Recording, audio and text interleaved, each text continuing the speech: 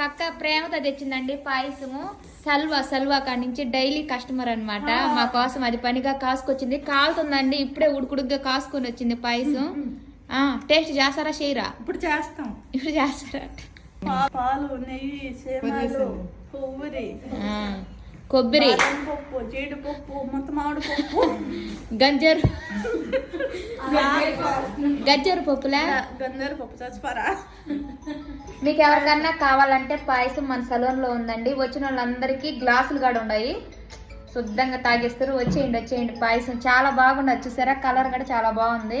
అక్క ప్రేమతో తెచ్చిందండి మా కోసము. రంజాన్ అయితే అయిపోయింది, కానీ ఇవాళ అక్క వచ్చింది కాబట్టి కూడా పట్టుకొచ్చింది కాసుకొని. అక్కకు ఒక థ్యాంక్స్.